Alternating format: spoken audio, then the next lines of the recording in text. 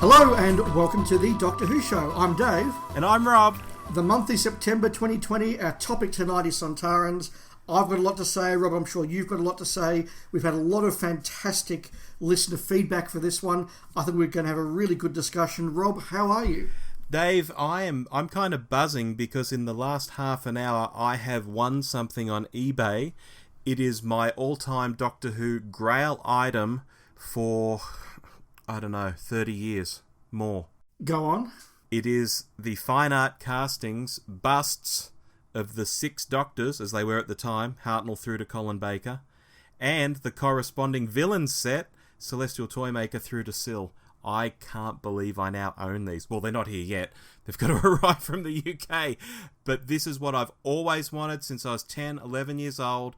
It is the one Doctor Who thing that's always eluded me. I barely see them for sale, particularly the villains set, and I got them for cheaper than I was prepared to pay. Congratulations, that is a very, very cool thing. It's one of those wonderful things I think about the modern era, that there are these things that you wanted as a kid and you couldn't afford them, or in our case, you couldn't get them out from the UK. Yeah. And, it just wasn't possible, but now you can. And sometimes it's hard, sometimes it's rare, but yeah, well done. Thank you very much. It's kind of sad in a way because that's probably the last thing on my list that I ever wanted. Now I own it. I'm sure you'll think of something. I'm sure I will. Anyway, that was beyond news, beyond mini topics. That was just me being self-indulgent for a moment. No, with good cause, and hopefully that buzz will carry through to our Sontaran conversation. Indeed. Which is, it's a lot. I've got pages and pages of notes on this one, so let's get into the show. But we'll start as always with news. And I'm going to lead us off here because we've had real, genuine, actual big news, and that is confirmation, official, I believe, BBC and Primature confirmation that the new season of Doctor Who is to start filming next month.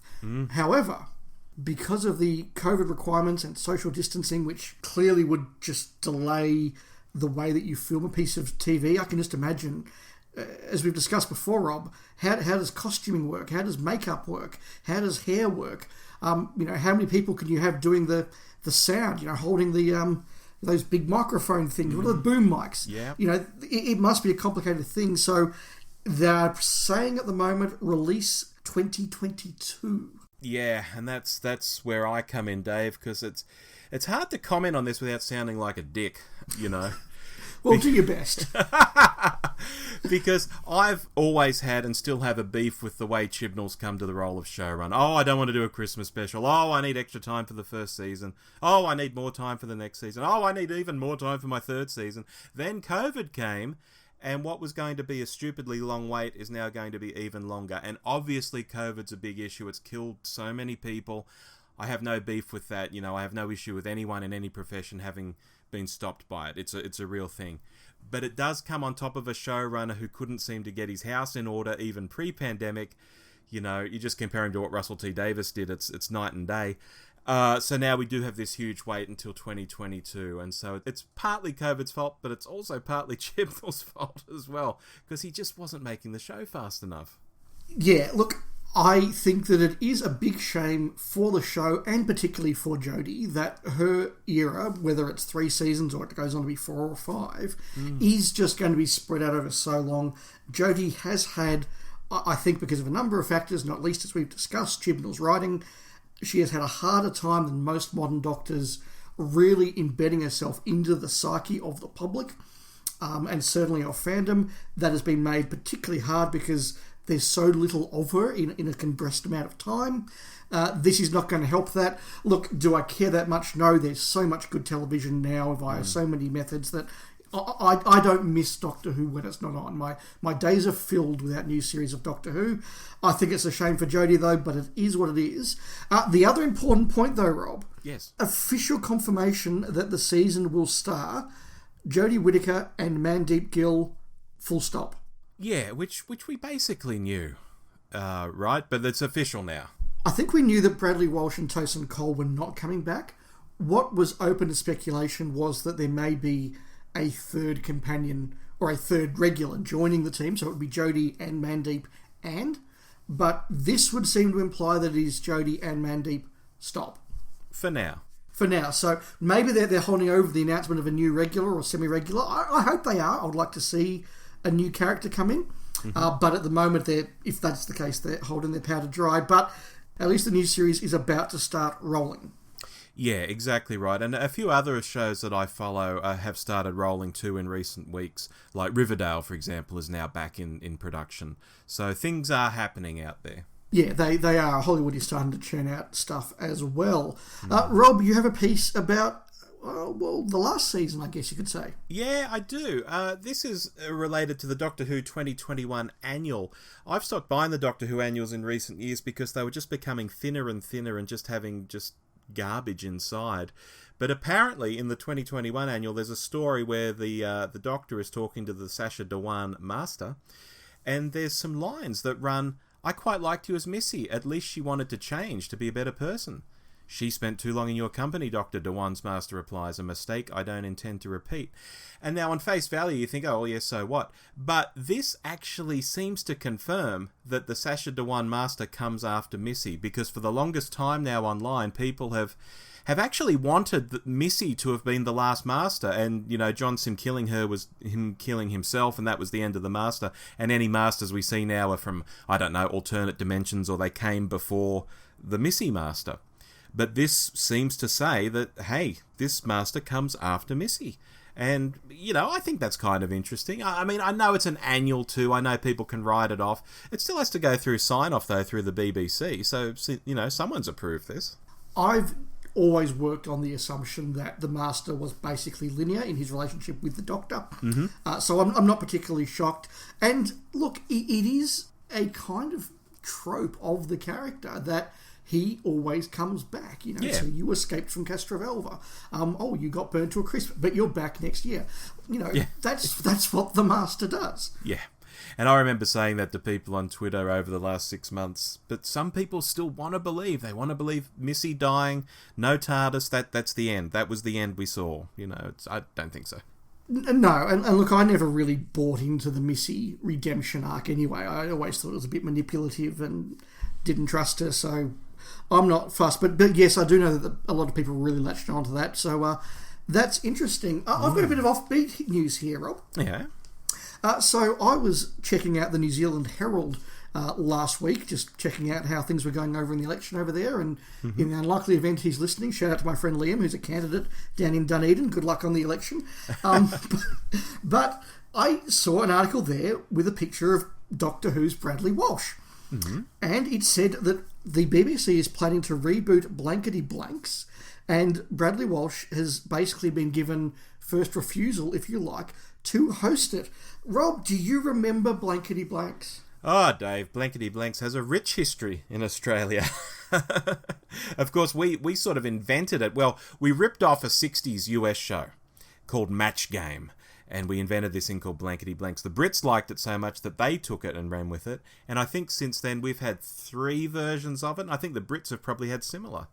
Absolutely. I mean, it's remembered here as sort of the golden age of panel comedy in Australia, hosted by Graham Kennedy. And I saw a few of those a few years ago on sort of channel 4007 or something, filling in time. And they are actually really fun to watch. They're pretty risque. They are. And look, I've certainly seen the clips on YouTube of, for example, Kenny Everett's appearances on Blankety Blanks. And certainly I remember Graham in The Goodies would send up Blankety Blanks on a couple of occasions. Yeah. So, yeah, it's a big part of that sort of era of television. I'm a bit of a fan of it. We used to play it at the Doctor Who Club. Blankety Blanks was sort of one of those convention games that you'd play, and that got very risque, I've got to say. I bet. And, yeah, look, I think that sounds delightful, and I would actually check out Bradley Walsh hosting Blankety Blanks. I hope he says yes. I think he's got that cheeky sort of persona that would suit it to a T. Yes. Whether it would be quite as risque as... as 1978, yeah. with Peter the Phantom Puller and Cecil and all of those, yes. Cyril, that's it. Yeah, Cyril, yes. says, yeah. Cyril says, yeah, oh my goodness. A last piece from you, Rob. Yes, moving on. We're a week off this news being 2 months old, and we even did a Chris Eccleston special last month. You might think, well, why didn't we mention it then? But it just didn't make the cut. Because Dave, we're fallible is the reason. Yeah, look, Dave, I'm very excited for this, which is the return of Christopher Eccleston, the big finish, of course, if people don't know what we're talking about. 4 box sets they're going to put out starting in May 2021. I'm very excited, albeit with one big reservation, and that's that I want this to pad out that first season we saw with Eccleston and Billy Piper, maybe with Jack Harkness, and just maintain that magical feel of that first series, not be, oh yeah, years before Rose, he did all this other stuff with a bloke called Bernard, or, I hate that sort of thing in general, and I would particularly hate it here, because the whole point of him being newly regenerated and having PTSD and meeting Rose and going on that arc and becoming, a better person, that all happens in that series. I don't think you can say, oh yeah, he had all these jolly japes for years before, any of that happened. It just doesn't fit. So I really hope they're getting Billy Piper back, and that's yet to be announced or something. And I really hope they just set it in that first series. I know it's constricting in some ways, but I think it's how they've got to do it. Dave, what do you think? I am more curious about this than I am about most Big Finish announcements, because I am, as we discussed in our recent episode, a big fan of Eccleston and his era. I think, like you, I would just want some good, fun stories. I'm not particularly interested in the box set where the Doctor has to fight off against 4 different incarnations of the Master and Davros, set in the Gallifrey's past with, the recast Brigadier. That doesn't interest me at all.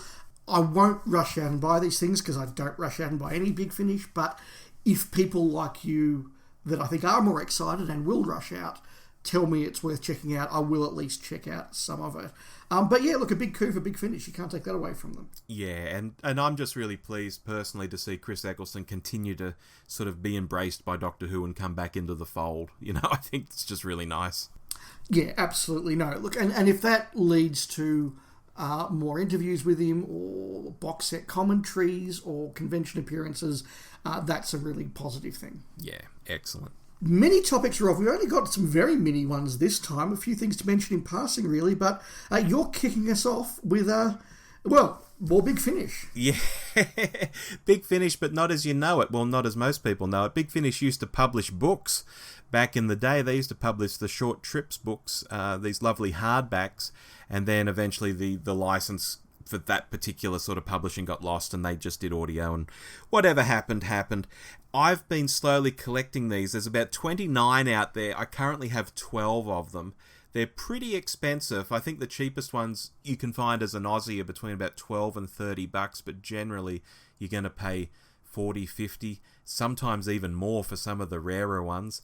And I know I started this episode talking about buying things, so I'll be very brief here. I'm just really excited about collecting this set because it's a slow burn. There are some awesome authors. Just about anyone who's ever written for Doctor Who has written short stories in these hardbacks.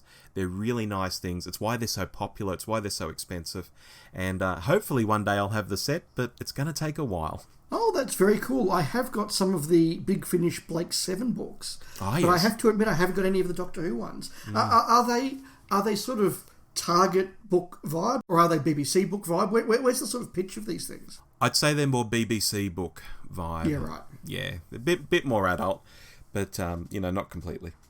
Fair enough. I've also been doing some buying. I think a lot of people have in the last few months. Yeah, what else is there to do? That's right. I listened to our friends over at the Diddly Dum podcast, did a double episode on the DWM comics.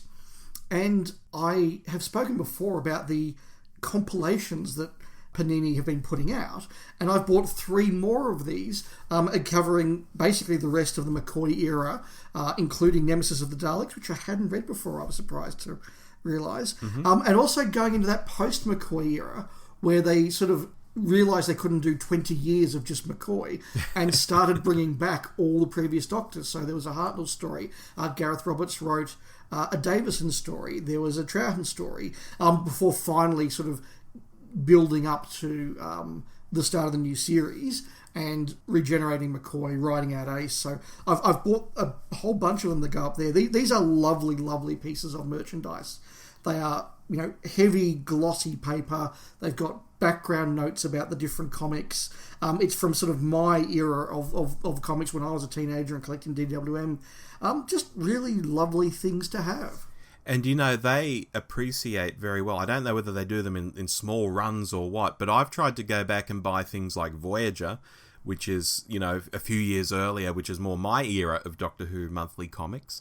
And I've only found very, very expensive examples of it.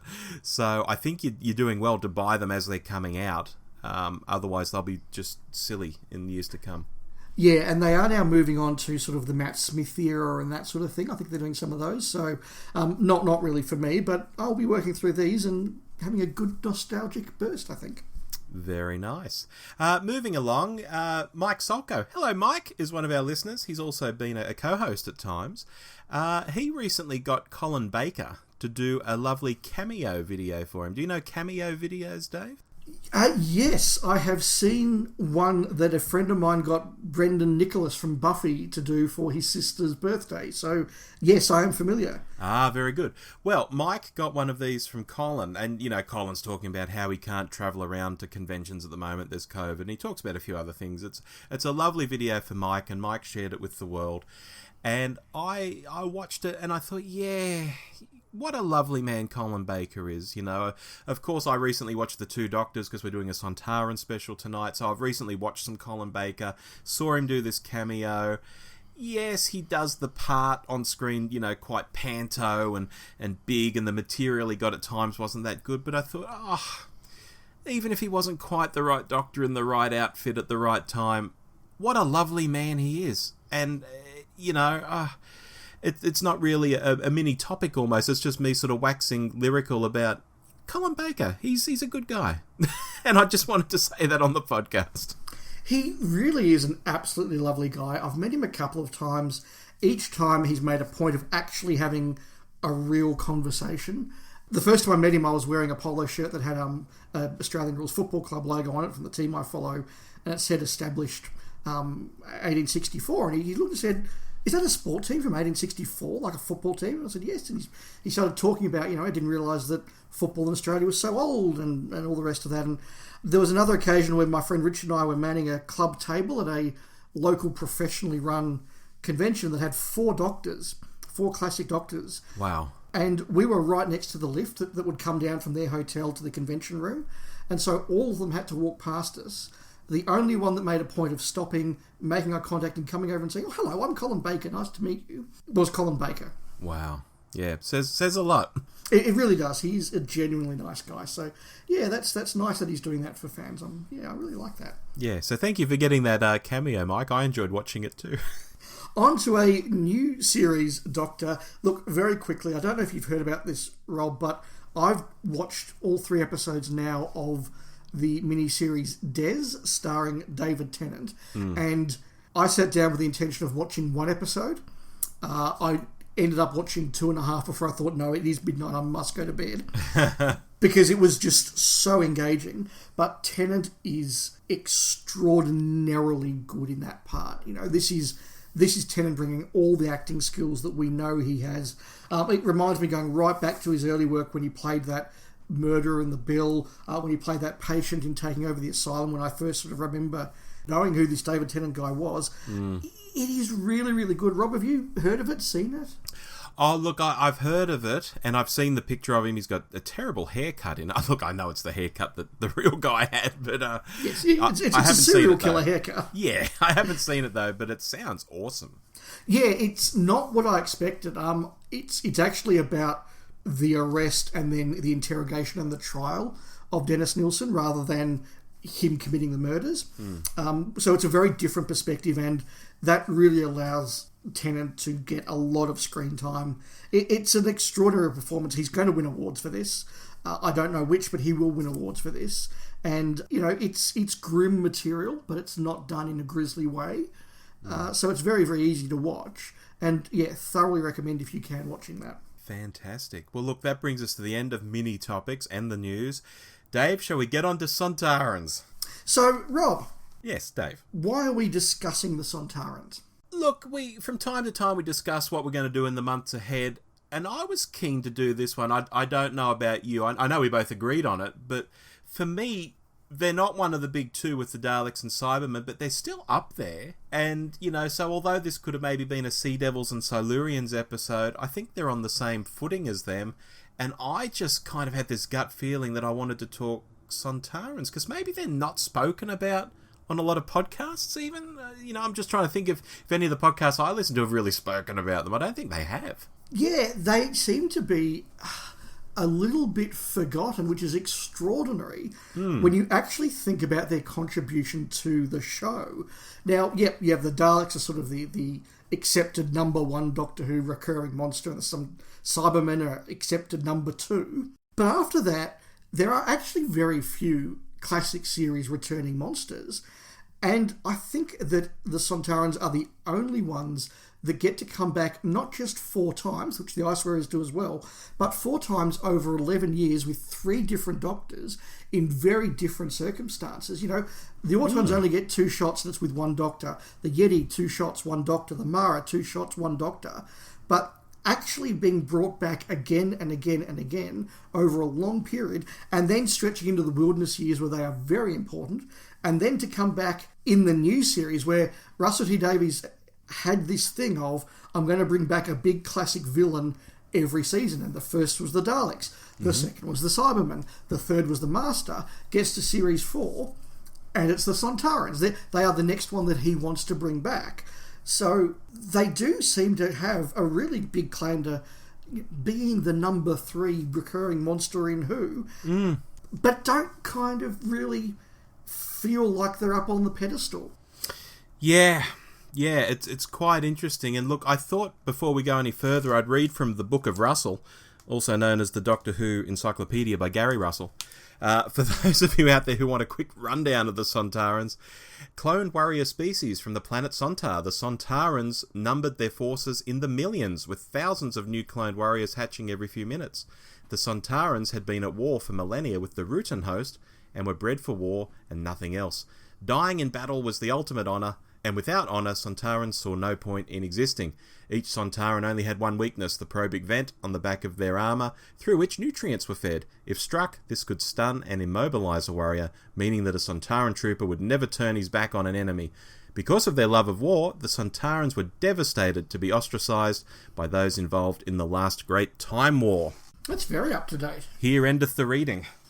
Yeah, that's really interesting. It covers some things that I'm going to be talking about as we sort of get to their appearances. But the last thing I do want to say as the opening is, like the Daleks and like the Cybermen, they do have a very recognisable image and a very memorable image, to the point that I think that first reveal of the Sontaran, particularly when Lynx removes his helmet in the Time Warrior, is, I think, considered an iconic image, an iconic moment of the show. Yeah, well look, like we say, they aren't Daleks or Cybermen, but they've had such a good run in New Who, and well, I say that, they've only got one real proper story, but they have loads of mentions and cameos, and of course the Strax character is part of all these other stories, so they're sort of like wallpaper now, even to New Who fans.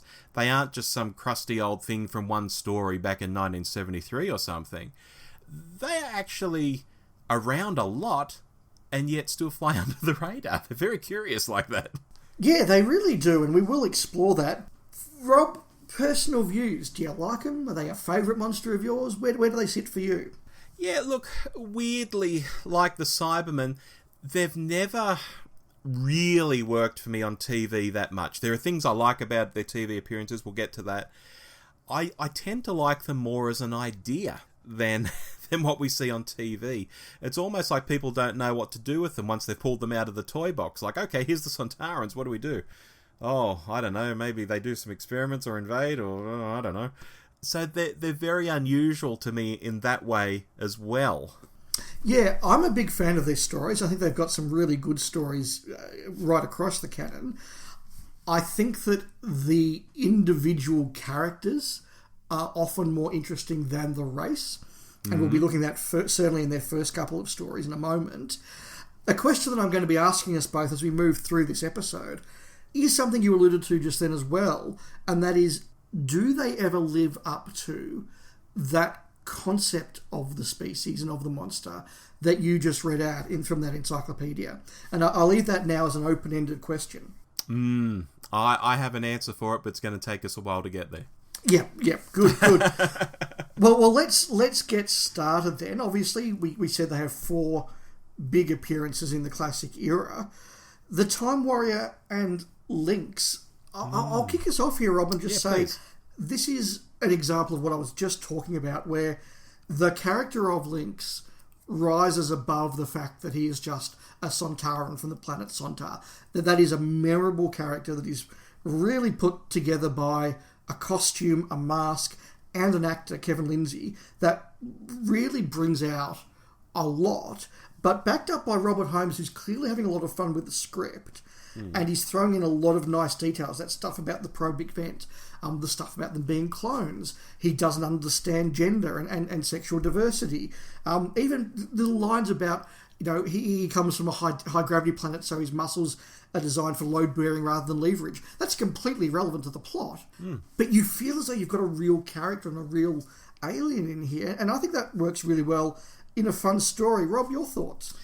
Yeah, look, Lynx seems very capable and potentially deadly. I think he's great in that way. And as you say, there's that wonderful Holmes dialogue.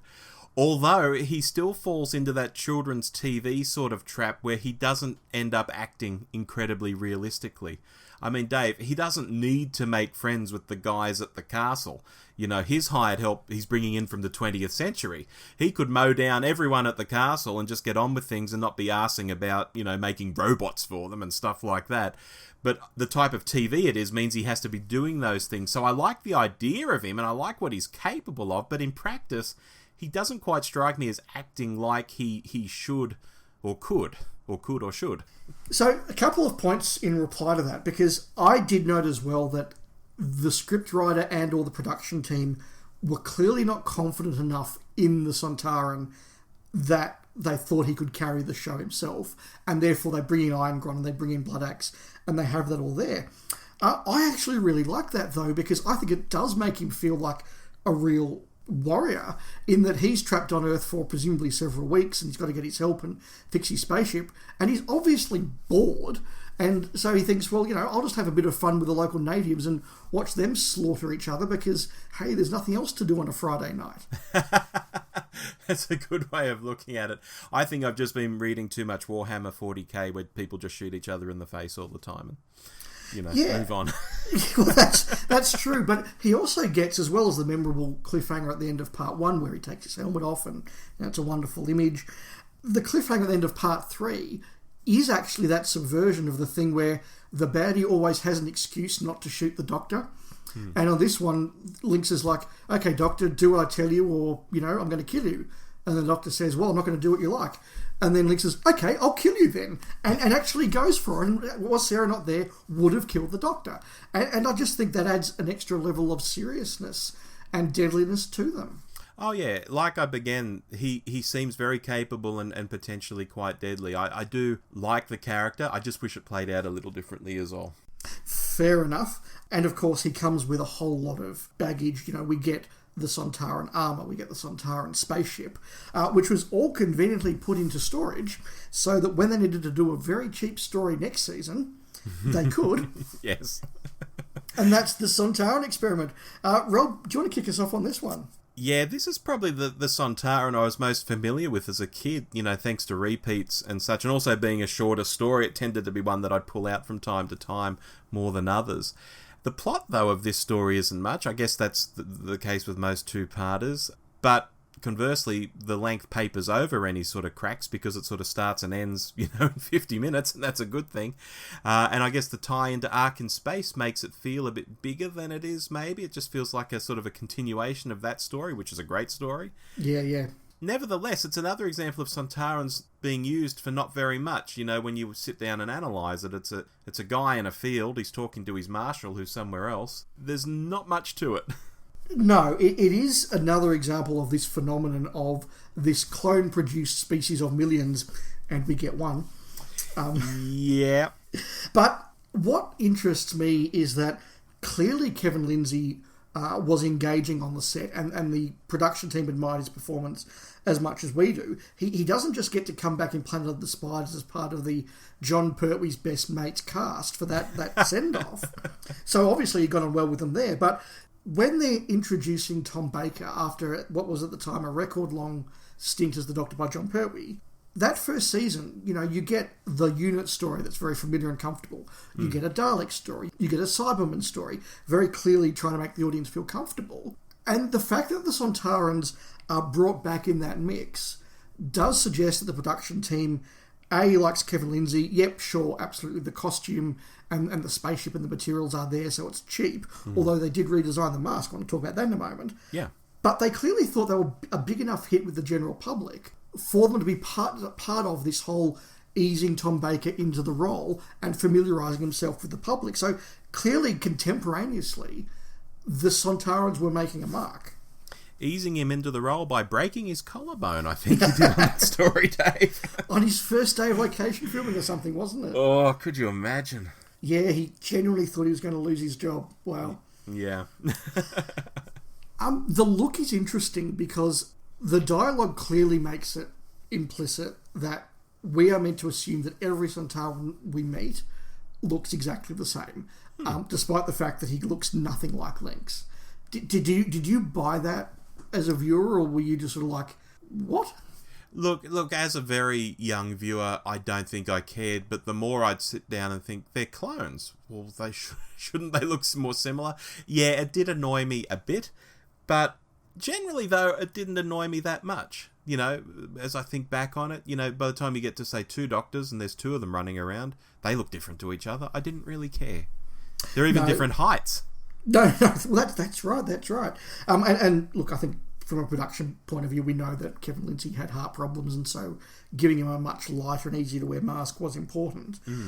I like that Steyer is so ruthless, and I think if anything we can take away from these first couple of stories, it is again that the Sontarans are deadly, they are ruthless, they are not only willing to kill, they quite enjoy killing.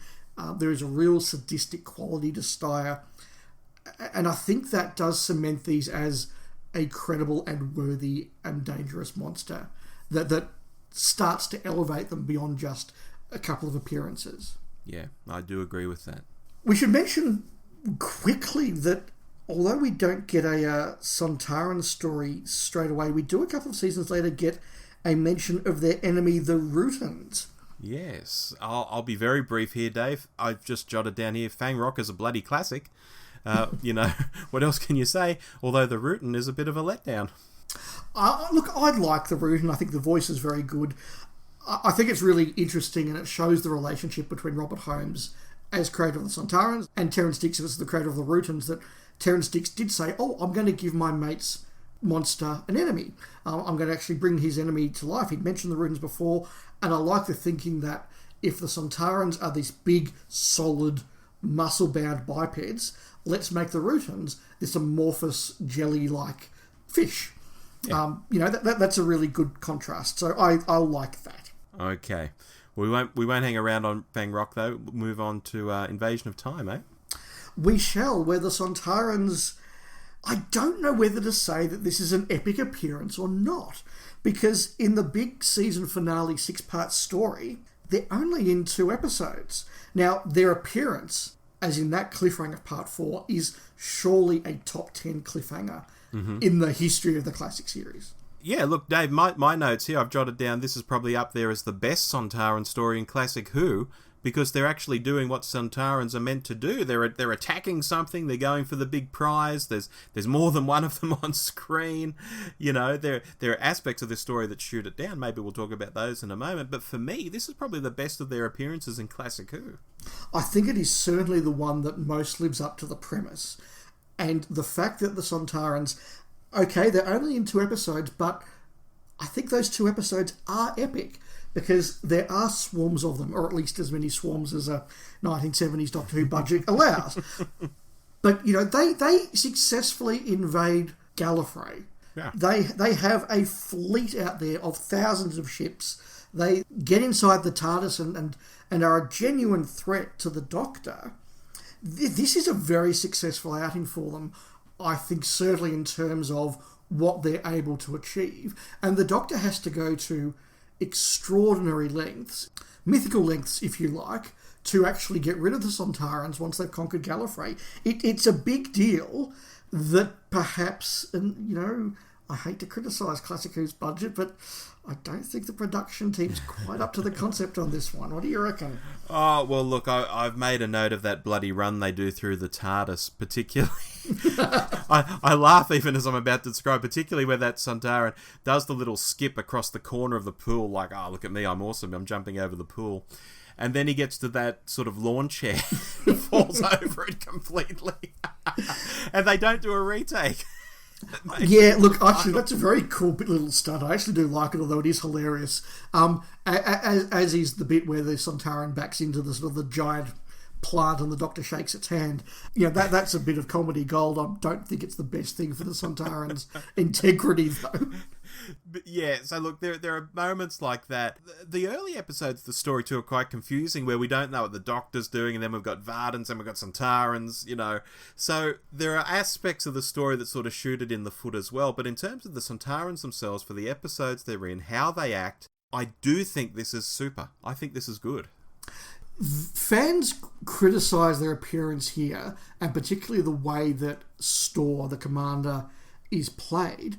I've never actually had a problem or particularly noticed the, in inverted commas, Cockney accent. Maybe because we're not sort of as attuned to that as Australian viewers. Rob, did you notice it? Not at the time, no, but when people have mentioned it in years since, it's like, oh yeah, okay, yep, okay, I hear it now.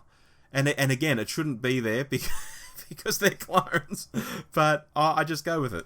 Yeah, it's something that needed to be pointed out to me to notice, and I'm pretty forgiving about it. Yeah. Shall we move on?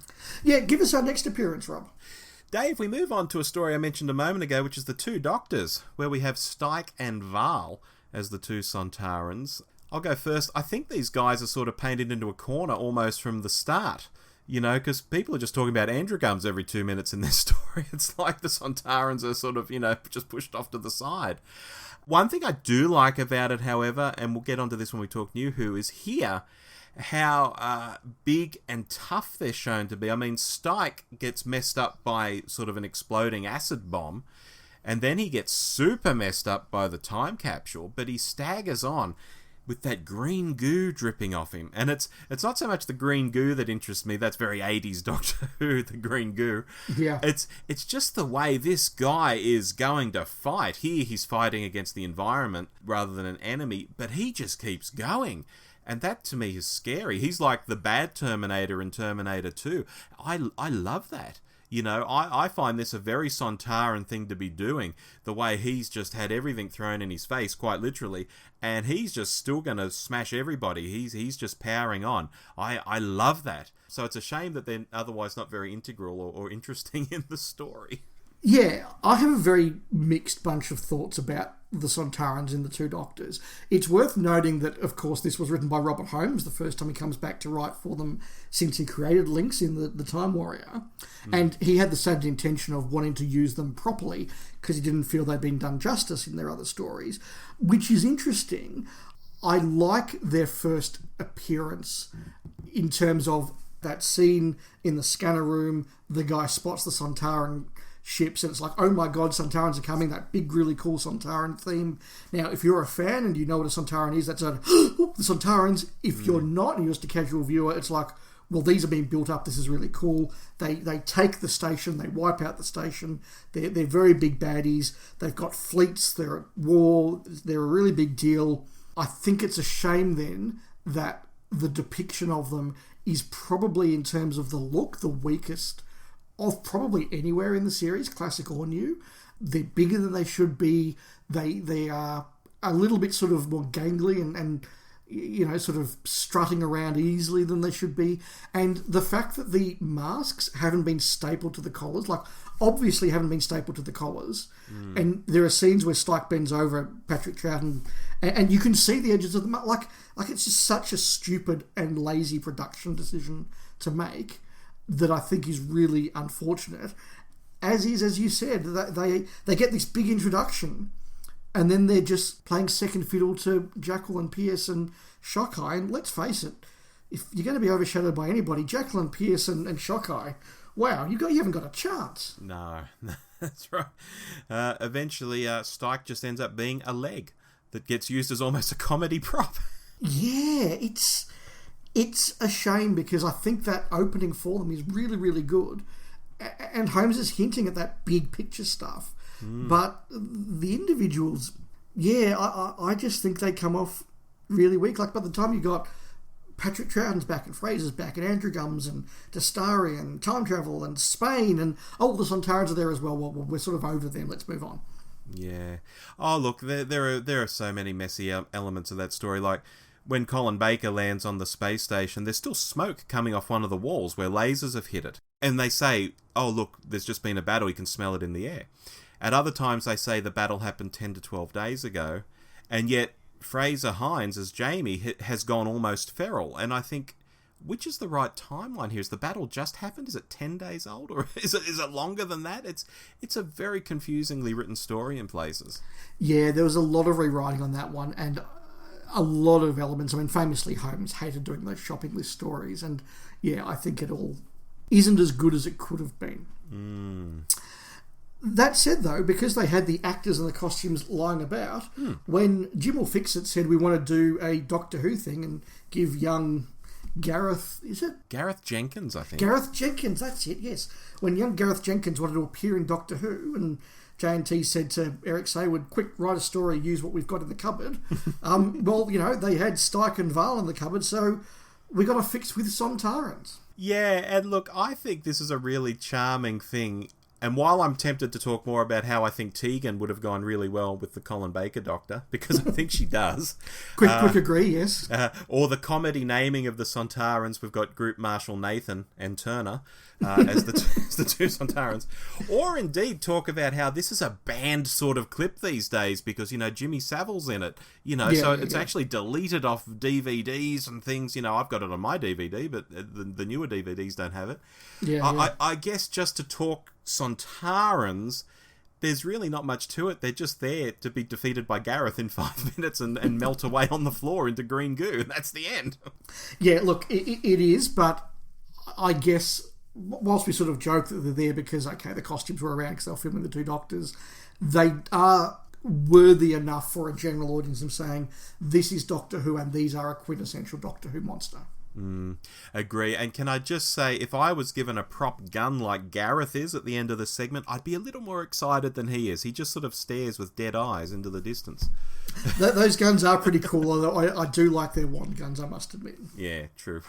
Now, I want to mention a bit here, Rob, the Wilderness Years, because the Sontarans are one of, I think, the unsung heroes of the Wilderness Years. In the same way that John Pertwee did a lot of work along with the others, but particularly Pertwee, of really sort of being the ambassador for the show and coming along and turning up. The Sontarans do a lot as well. Partly, I guess, because people wanted to use them.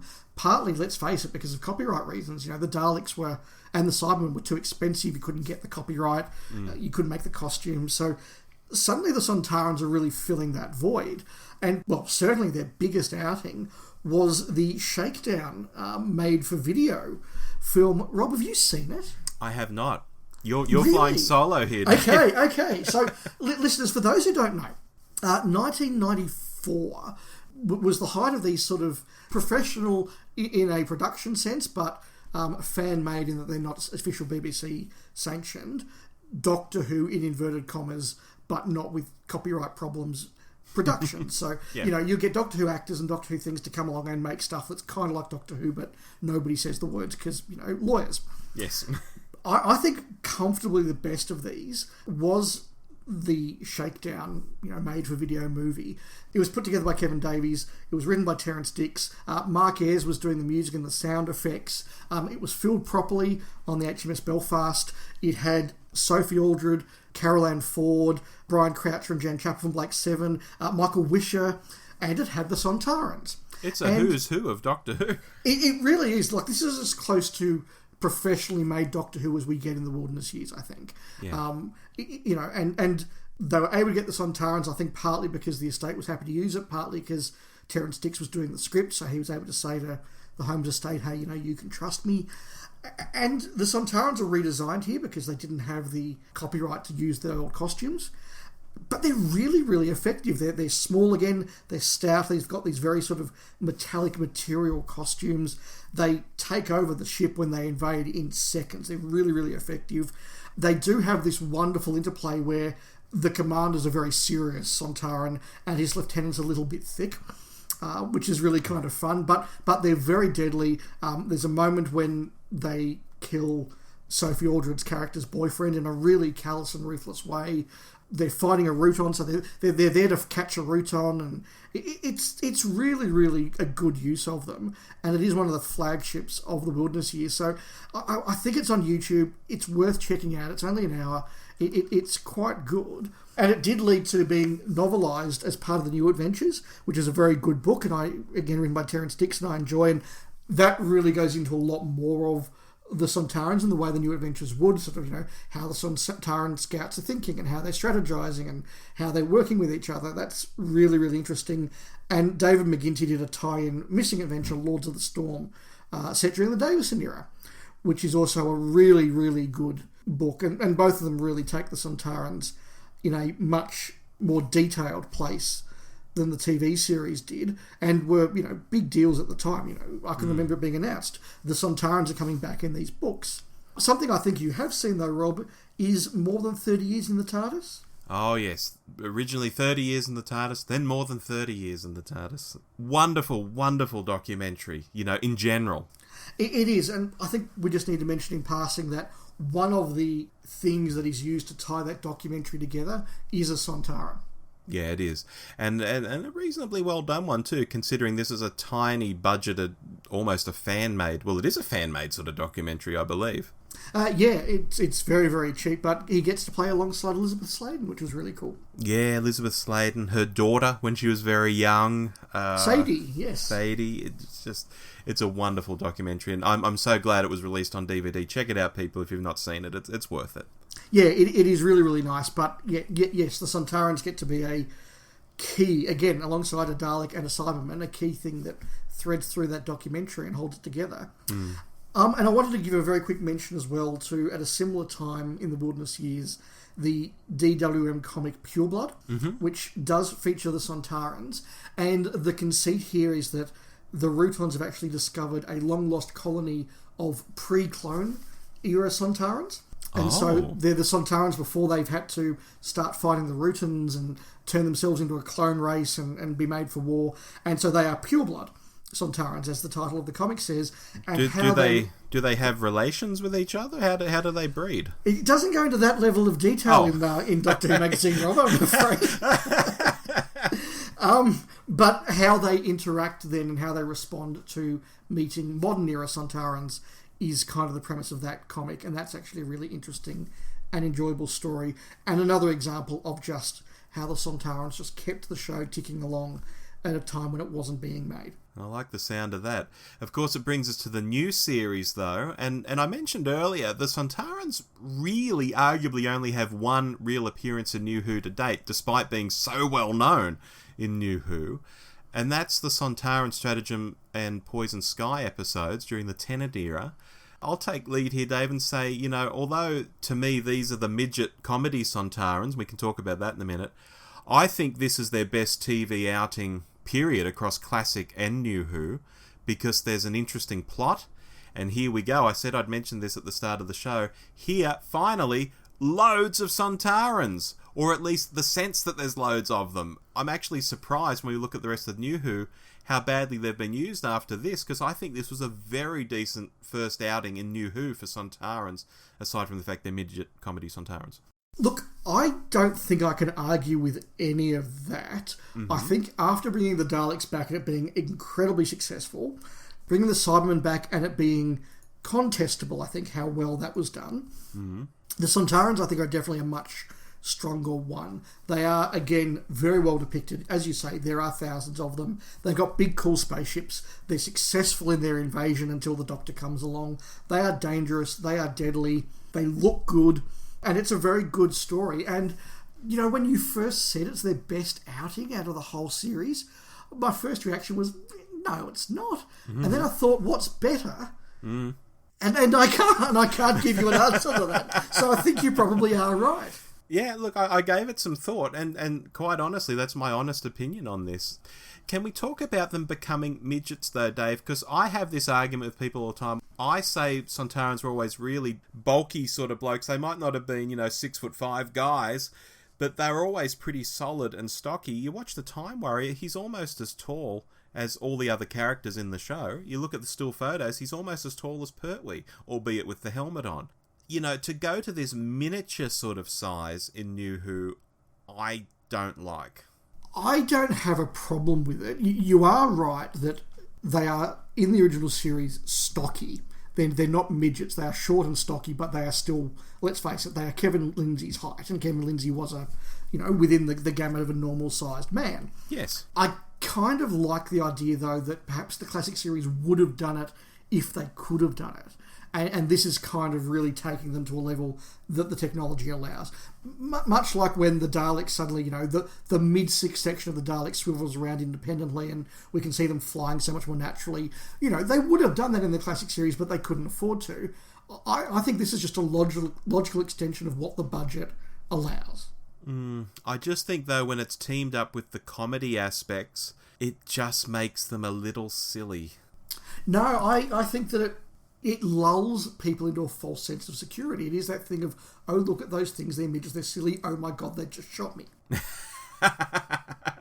Yeah, there is that. Now, Dave, I mentioned that this is basically their only real outing in New Who, yet there's a ton of cameos and sort of spin-offs that happen after this.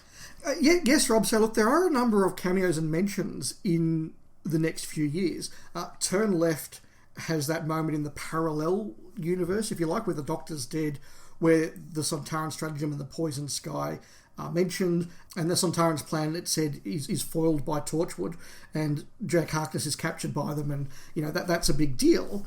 In the Stolen Earth, it's revealed that the teleportation technology that Unit is using has been actually stolen from the Sontarans. It's left over from their first appearance. Yep. And I think perhaps the more interesting, we do get a survivor of the Poison Sky, Commander Karg, who does appear in The Last Sontaran in the Sarah Jane Adventures, which is a really fun episode that, again, kind of goes back to the roots of the Sontarans and just has a lot of fun with Sarah. And then in the return appearance of Karg in Enemy of the Bane, the Brigadier. That's the episode that Nicholas Courtney appeared in just before he died, in fact, where they do kind of enjoy this premise of one Sontaran and Sarah and the Brigadier, and they're really fun adventures.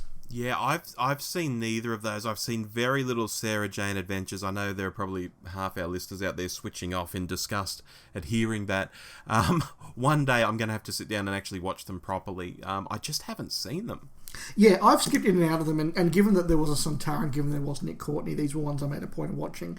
Yeah, they do them really well, and I think it again shows that where the individual Sontaran character is interesting and good and well played, it really does elevate the race in a significant way. Now, these cameos and mentions keep coming, Dave. In The End of Time Part 2, Tennant's finale, there's a Sontaran sniper played by Dan Starkey, who will come up quite a bit in a moment, and he's trying to kill Mickey and Martha, who are now husband and wife.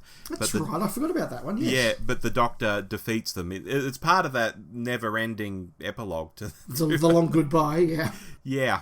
And then, of course, there are Sontaran battle fleets in the Series 5 finale, which is the Pandorica Opens. All the Doctor's enemies show up. There are Sontarans there as well.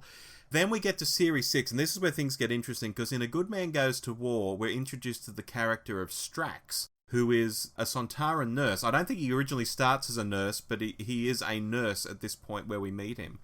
He then teams up with the Doctor and his allies, which means he meets Madame Vasta and Jenny. He then becomes part of the Paternoster gang, and subsequently turns up in many episodes, like The Snowman, Crimson Horror, Name of the Doctor, and Deep Breath, if I have them all correct. Yeah, so look, let's have the Strax conversation, because that's an important part of any Sontarans the conversation. Strax conversation. Why does that have inverted commas around it, Dave? Because I think that he is a controversial character in Doctor Who amongst fandom. Yeah. So, look, you talk about sacrifices I make for the podcast. I actually watched A Good Man Goes to War on the weekend. Yes. That is a mess of a story, let me say. Absolute mess of a story. But I was really pleasantly surprised about how effective and how much I enjoyed Strax in that episode. Because in that story, he actually has a defined character arc that works really, really well. He's found on the battlefield where the Doctor has made him, as an atonement for something we don't know about, made him become a nurse. You know, it is that sort of Greek tragedy punishment where the great warrior, the great killer, has to become a healer as his punishment, which is a really neat idea. He comes along with the Doctor. And then you sort of get these moments of actually genuinely quite funny comedy where he's now mixing his medical language with his military language. And that leads to some quite good gags and some quite good moments, but he still feels like a very capable, very dangerous Sontaran warrior. He supports the Doctor, he has a role. He is then killed, and as he dies, he says, "No, I am a nurse," and kind of embraces that part of him. And so that makes a nice little character arc. And I thought, okay, maybe I've underestimated Strax. I then went and flicked through sort of various scenes from some of his other appearances, and no, because once he comes back, he is a bumbling idiot. Yes. And look, there is a line that I'd forgotten where they say, oh, as part of the process of bringing him back to life, maybe, you know, he didn't come back quite, you know, proper, or, you know, he's a bit thick or something. But he is just a comedy relief in most of those episodes. Now, sometimes that works and sometimes that doesn't. And to give you an example, I watched the first part of Name of the Doctor. I watched as far as I could before I gave up. So that's a really bad episode. Yeah. In the cold open, there's that bit where Strax has gone to Glasgow on his weekend off to get into bar fights. Now, as part of a kind of a fun, where's all our characters cold open, that's a really cool, funny moment. And that's really appropriate, and I like that. But about 10 minutes later, you get to the scene where they're all in that vision. They're all sort of unconscious, and they're in that telepathic vision together. And Jenny thinks that someone's broken into the house, and she's about to be killed. And Strax gets the line, "Speak up, boy." And, you know, he's doing this whole, oh, he can't tell men from women thing, which has now become, I think, an overworn trope about Strax. And in a height of real tension, of real danger, where, you know, a semi-regular character has been killed, to have comedy relief Strax in there being comedy relief totally undermines the episode and the character. Yeah, I agree with that, because I actually quite like the Jenny character. And I remember not liking that at the time, not at all. Yeah, it really reminds me of something that happens in a lot of TV shows. I think Zathras from Babylon 5 is a really good example, where a character comes in for a show. They have a character that works extremely well in that episode. Clearly the actor delivers. Clearly the actor gets on very well with the production team. And Dan Starkey is a very capable actor, and he clearly did hit it off with the production team. So they bring him back a number of times. Yeah. But removed from that initial appearance, that initial rationale for existing, never quite works the same way again. And I think that is the problem with Strax. Conceding that probably for some viewers, and particularly younger viewers, he would be a really funny and interesting character. I just don't think comedy relief Sontaran works again and again and again in Doctor Who. I've given a lot of comments there, Rob. Over to you. Yeah, look, completely agree. And I'll just say, I think it comes down to Moffat loves to write comedy. He loves to write comedy into everything he does. You know, so you can see where that's coming from, and he just can't resist some of the stuff he gets Strax to do.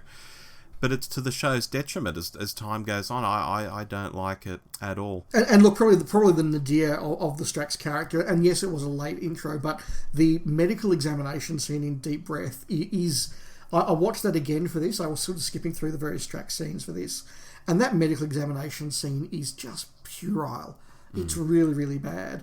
I thought I was going to come in here to completely smash Strax, but look, huge points to him for his first appearance. That was really, really good. It's the subsequent ones that just don't work. Yeah, and don't worry, listeners, we'll have some positive comments coming up on Strax in a moment. Okay, but first, to round out Sontaran mentions in New Who, a troop of Sontarans is shown among Trenzalor's invaders in the 2013 Christmas special, The Time of the Doctor, and a Sontaran does appear briefly in Face the Raven as a refugee in that little side street they've got where people go to hang out. Yeah, that's a really nice touch, I think. I remember seeing that and thinking that was a really cool touch. Yeah.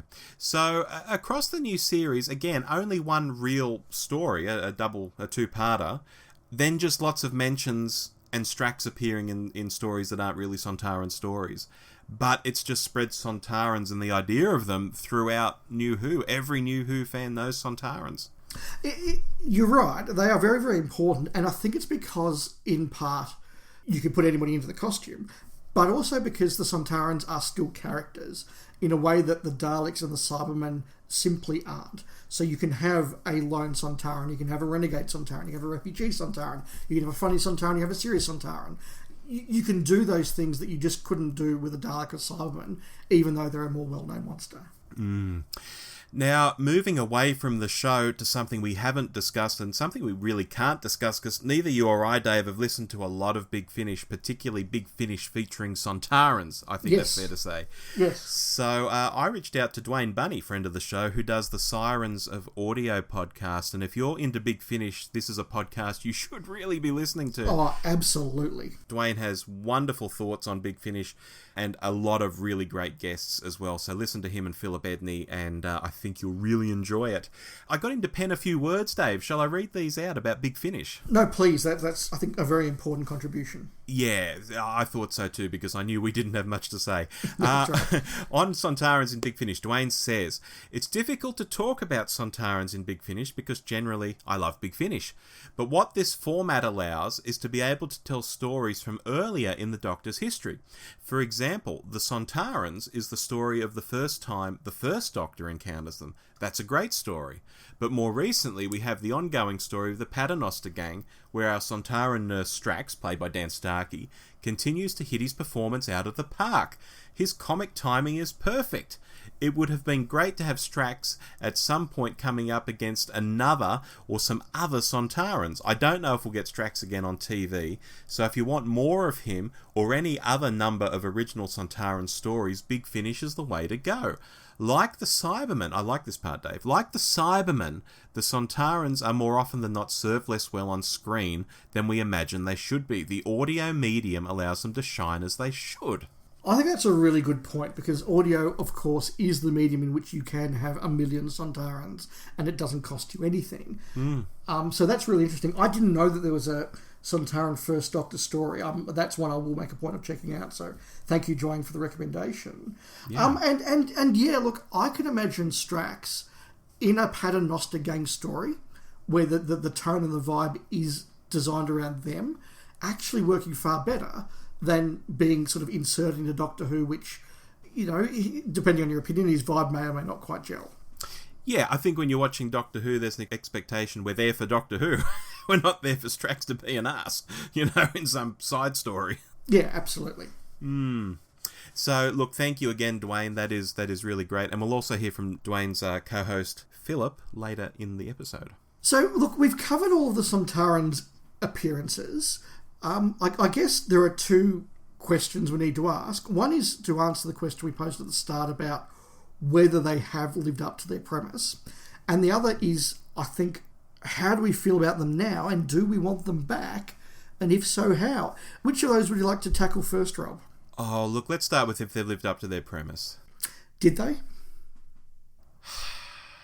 I'm going to say not often enough. Yeah, I wanted to say no, but it was with qualifications, and I think that qualification is not often enough. Yeah, I'm with you there. Yeah, there are some wonderful Sontaran characters, and there are some good attempts to have an army of mass clones. I don't think that they ever quite get there well, and they certainly don't get there consistently. You're right, Poison Skies and Time Stratagem is the best of them. Oh, it's just got so much to it. I think the plot around, the devices in the cars is very good. I think cloning Martha Jones is very good. Unit is shown as sort of the nasty sort of side of Unit. That's not as good, but, you can't have everything. Look, I have long thoughts about the new series depiction of Unit, and I won't open that can of worms this episode. But yes. Look, I think you're right. I think it's a very good depiction of them, and the budget does help. I mean, let's face it, in original Doctor Who, in classic Doctor Who, when you see in a script the line Army of Millions, you know that's not going to happen. It's going to be Army of 4. Yeah, exactly. Walking through the same door a few times. So, look, I'll perhaps take the question of, do we want to see them back? And look, I definitely would like to see them back. I would like to see the Rootans introduced into New Who. I think that would be very, very cool. And I think that modern CGI would allow you to do them really, really well. I want to see the Sontarans somewhere out there in the galaxy. Not on Earth, not on Gallifrey, not on future Earth, anything like that. I want to see big Sontaran battle fleets out in the galaxy in a real space opera sort of thing. That's my wish for the Sontarans. Okay. My answer is yes, I'd like to see them back if they can be done well. I know we're probably stuck with this dwarf sort of size because they won't want to go back to normal size, but the overt comedy could be toned down for starters. It's hard, well, for me at least, it's hard to feel tension or to have drama if some potato is getting around barking orders and acting like General Melchett in Blackadder, which is kind of how they act. You just want one, don't you, Dave, to come on and break someone's jaw and shoot someone else in the face and say, okay, bitches, who wants to dance? You just want that. You just want to say, oh, crap, here's some peril. This guy's really bad, When it's done just for comedy, it's really hard to get wrapped up in it, at least for me. My mind starts to wander and I think, why are we even bothering? So, yes, give them a new lease of life, but as long as it's just that, something new.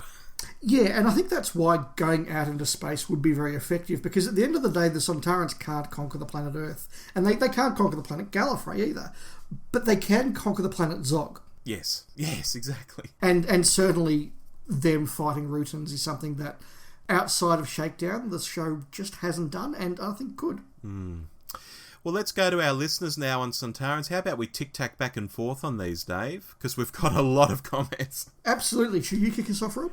All right, this one is from Dave Young, who wrote us a fairly long email about Sontarans. Thank you so much, Dave. I'm just going to cherry pick one paragraph from it because you also have a separate email at the end of the show. So, we can't make this the Dave Young show. Dave says on Sontarans, can they return? Oh, this is good. This is tying into what we were talking about. Can they return? I think yes, but it will need to be a reboot back to the past. We have seen this happen with the Cybermen at the close of the Capaldi era, and in the last series that they can be a menacing threat. Think the same thing can be done of the Sontarans, but they need to be that original, harsh, brutal force we first met, and there must be an end to the comedy. Yeah, look, I broadly agree with that. Yeah, look, fair enough. Another piece that came in via Facebook from Ian McArdle. Thanks for writing in. As much as I enjoyed Dan Starkey's performance as Strax, that's an interesting qualifier. I wonder where this is going to go. As much as I enjoyed Dan Starkey's performance as Strax, are they now done with the role of villains and stuck with the role of comic relief forever? Do we need a Sontaran episode like we had Dalek to re-establish them as a credible threat? Ooh. Another thought. In terms of the 70s and 80s, I don't think they ever bettered the Time Warrior. Diminishing returns after that. It seemed as though they got progressively taller and less threatening. Agreed. That said, I'd like them in the Two Doctors, even if they play second fiddle to the sublime Shassini and the grotesque Shockeye. Agree with everything you said there, Ian. Yeah, good comments. Moving on to Philip Edney from Sirens of Audio. He says, Robert Holmes created a marvellous race that allowed for deeper and deeper exploration. Lynx is so morally ambivalent about the consequences of his actions on others by supplying totally inappropriate weapons, and Steyr only cares about the mission. Our first true sociopaths. Wow. Yeah, look, I think that comment about Steyr is really good. I like that. Yeah. A comment here from a friend of the podcast, from the Diddly Dum podcast, Hayden Gribble. And congratulations, Hayden, on some recent good news. Those who know will know. But congratulations. And he says, never really taken to them. As an iconic villain race, they are probably at the bottom of my list. Can't say any of their stories are classics either. Ooh. Tough call. Yeah, look, I disagree. I enjoy their stories. Are any of them out-and-out classics, though, the way a lot of Dalek and Cybermen ones are? Yeah, maybe not. I don't think there are classics in that list. Invasion of Time gets talked about a lot. Maybe not as a classic, but maybe just as a big sort of story. Yeah, that's true. So, no, look, don't agree with you there, Hayden, but no, interesting perspective, and I think that is perhaps another reason why they sort of aren't universally thought of as that number 3 villain. Yeah, and maybe Two Doctors gets pulled out a bit because, hey, it's got Patrick Troughton in it, but again, that's because it's got Patrick Troughton, not the Sontarans. Yeah. Moving on to Millie McKenzie at Cowbear Creates. This is Millie McKenzie, of course, listeners, who is creating all those wonderful figurines you're seeing us retweet on Twitter, so check those out when you can. Millie says, Lynx and Steyr are great creations. Their mask is creepy and kind of gross with that tongue and tufts of hair. Their character, brutal and unfeeling. The remainder of classic Sontarans leave me wanting. Modern ones are quite bland somehow, although I love Strax as a fun character. You see, Strax has got fans. Yeah, absolutely. It's kind of like 50-50 as far as I see, Dave. I reckon it really is, and I think that makes it a very interesting proposition. From the All of Time and Space and Nerdology podcast, Mark Cockram, who says, Hi, Rob and David. The first Sontaran story I can recall would be The Two Doctors, which coincided with our family getting a shiny new piece of technology called a VHS recorder. Ask your grandparents, kids. And as a consequence, the 12-year-old me watched this story on heavy rotation. I thought Steyr and Val were worthy adversaries for the Doctors, and their demise was a particularly memorable moment from season 22. Young me must have been suitably impressed by them, as the first pre-recorded Doctor Who tape I bought was The Time Warrior. Oh. I think that they're incredibly menacing as an adversary in the classic series, which reaches its zenith in the Sontaran experiment, where they're just flat-out sadistic. And the impact of their cliffhanger appearance in the Invasion of Time was, in my opinion, a standout moment from that era of the show. Let's gloss over the dodgy Cockney accents and the Sun Lounger-related mishaps. I'm glad we've mentioned both of those already. Yeah, we've given those a context, yeah. I enjoy Dan Starkey's Strax as a comedy sidekick, but I'm afraid the new series version has never really worked for me. Even before the decision to make them a source of comic relief, I just found them a little underwhelming in comparison to the more lauded returning monsters. Thanks for letting me ramble on, and I look forward to hearing your 2-hour Nyman extravaganza next month. Cheers, Mark.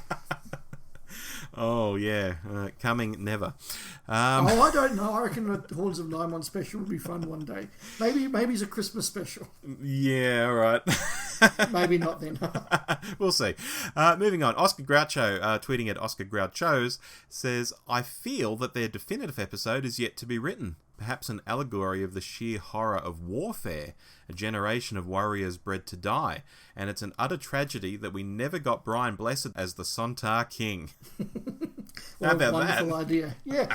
Look, I think that Oscar's kind of in tune with what we said earlier, that they've never perhaps quite reached their full potential.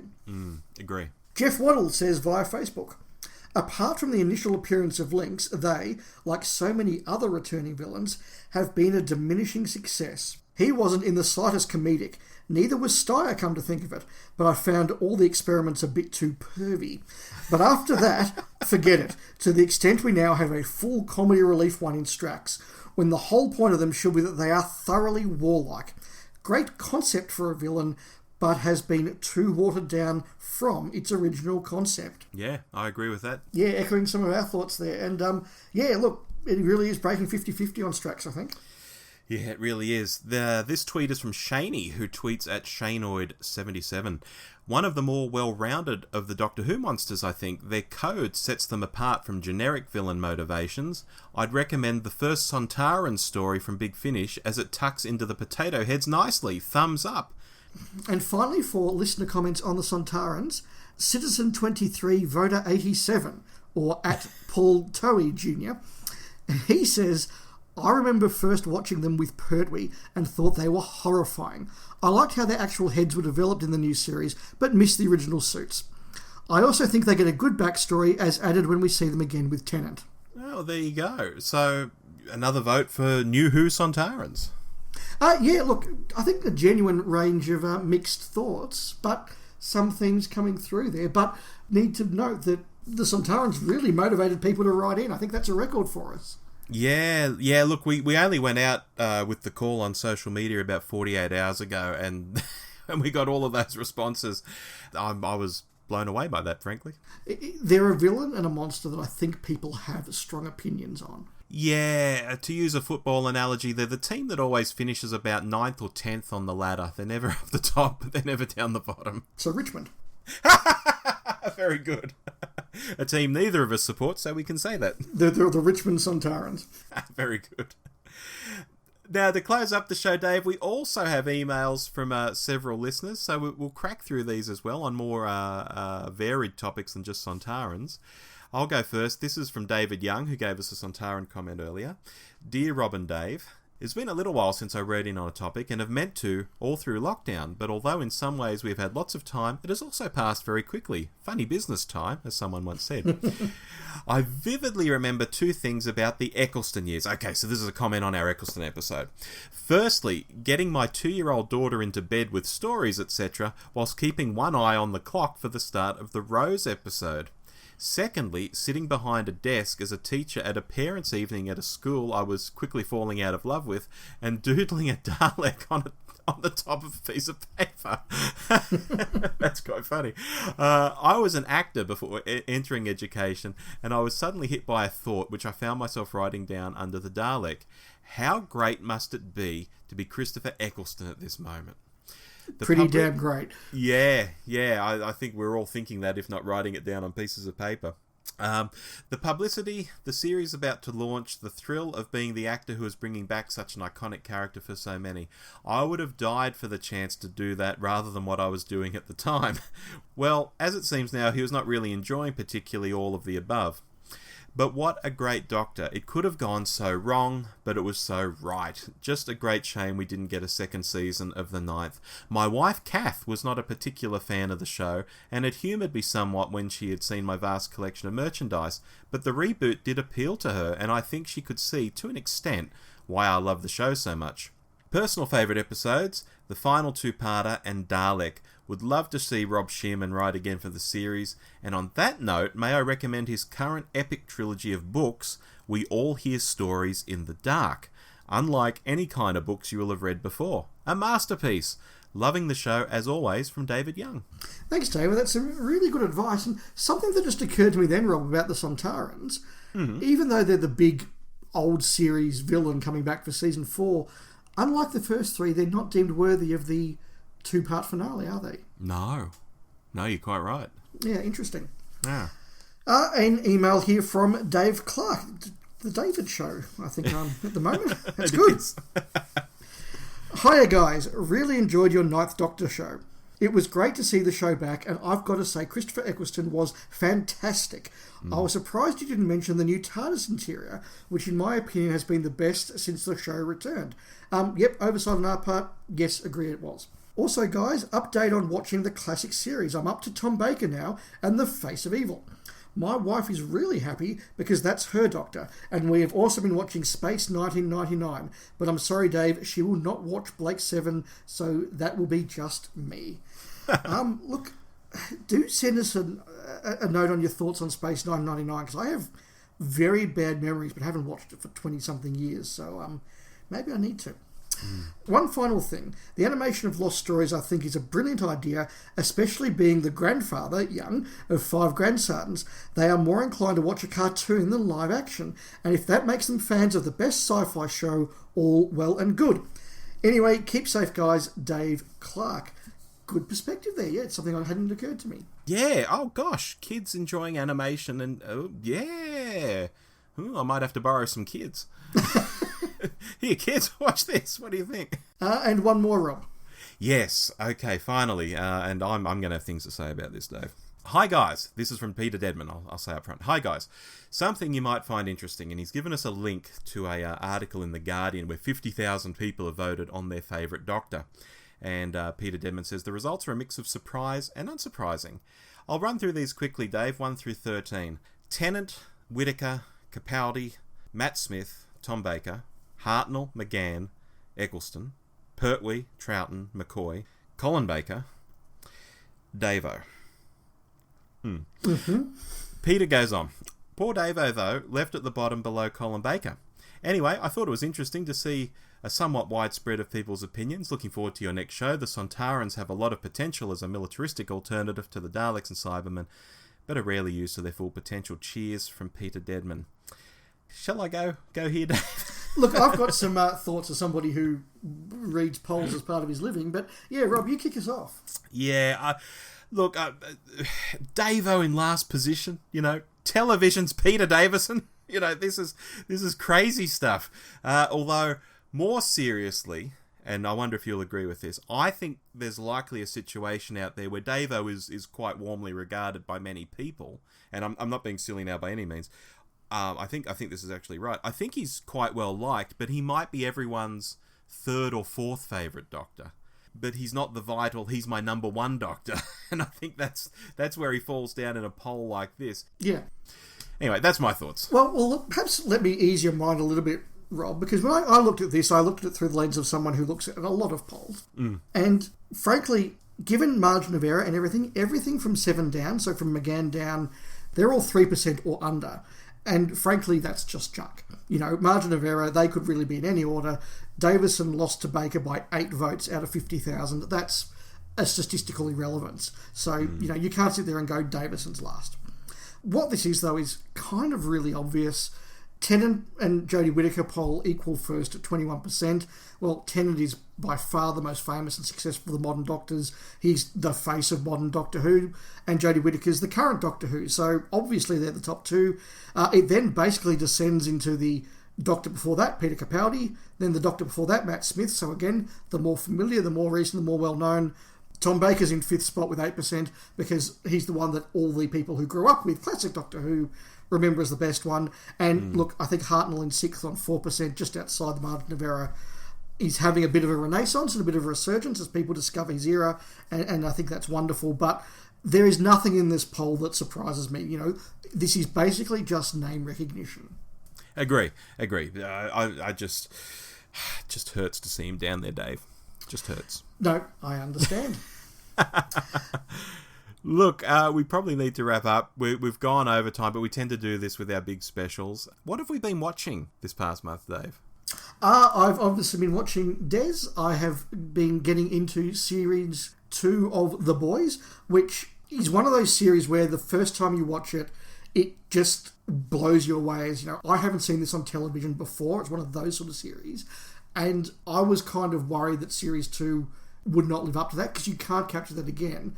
But they've gone in a completely unexpected direction to what I was thinking of, and so that has been really enjoyable. The Mandalorian Season 2 is out very soon. High School Musical, the musical, the series is also out, again, with the second series very soon. And my DVD of the complete set of Executive Stress, the 1980s BBC sitcom that I'm keen to watch again, arrived today, so I'll be watching that. Very, very nice. Briefly, I've watched The Devil All the Time on Netflix. That's a movie with Tom Holland and Robert Pattinson, among others. Is that any good? Well, think Hillbilly Gothic, and you're on the way. It reminded me very much of a Tarantino film in the way that it spins up, and you don't even realise it at the time, it spins up several different stories which all sort of tie together in the end. But it's very ugly. It's often violent, and it's not happy. If you're out there and in COVID isolation and you're wanting something happy, do not watch this. But I found it very watchable. If you're up for something ugly, violent, not happy, yeah, give that a crack. It's down south. It's hillbilly gothic. It's very interesting. Okay. Also, I've been watching Cobra Kai. Now that that's on Netflix, that's just a joy. To anyone who watched the original Karate Kid film, this just picks it up and runs with it. Where are those characters today? It's dramatic, it's funny, it's well written, it's quite amazing for what was originally just a YouTube series. Can't say enough good things about it. Series 3 coming soon. And finally, I'm also watching the Granada television series. I've told you this, Dave, of Sherlock Holmes, with the absolute definitive Holmes of all time, Jeremy Brett. All hail Jeremy Brett. He is awesome. Look, that's good. I'm not particularly a Sherlock Holmes fan, but I do know that series is very well regarded. So, that's cool. Yeah. A quick note from me, Rob. I was asked recently to guest on Mark Cockram and Ian Martin's new podcast, All of Time and Space, and they're doing a great journey through all of Doctor Who, and they were very kind and asked me to guest on their episode about Marco Polo. So that podcast is well worth checking out, and the episode that features me should be out this weekend or thereabouts. But they've had some other great guests as well. Getting a modern series Dalek operator to be their guest for the episode about the Daleks was very cool. Check them out. Yeah, I think very much like Dwayne's Big Finish show, Mark and Ian are getting some great guests on there. And it'll be a joy to look back, once they've finally done the whole series, to look back on all these episodes they've done, once they do them, of course. Rob, what are we talking about next month? Dave, we're going to look at a season of Doctor Who that I know many of our listeners are keen for us to look at, and it's one I think we're going to have a lot of fun looking at too. It's near the tail end of Classic Who. It's season 25. Yes, when we last put a poll up, this was the runner-up for the series that you, the listeners, wanted us to talk about, and we basically wanted to talk about it, so we're doing it. Yes. Yes, we are. We are. So send us your thoughts about season 25. We're going to be watching those over the next few weeks, and then we'll be back at the end of October. Yeah, that's going to be no hardship at all. No, looking forward to that one. Alrighty then. Hope you've enjoyed our Sontarans episode. Hope you got something out of it. But until next time when we talk season 25, I've been Rob. And I've been Dave. We'll see you then. Bye. Bye-bye. You've been listening to The Doctor Who Show, the podcast where too much Doctor Who is barely enough. Subscribe to us on iTunes or listen through the website at www.thedwshow.net. Write to us at hello@thedwshow.net or send us a quickie on Twitter @thedwshow. Facebook.com/The DW Show is also a good place to find us if you're so inclined. Our version of the Doctor Who theme arranged by George Locke. Look him up on YouTube, folks. This podcast is intended for entertainment and informational purposes only. Doctor Who, all names and sounds, and any other related items are trademarks and or copyrights of the BBC. All other trademarks and trade names are properties of their respective owners. The official Doctor Who website can be found at www.bbc.co.uk/Doctor Who.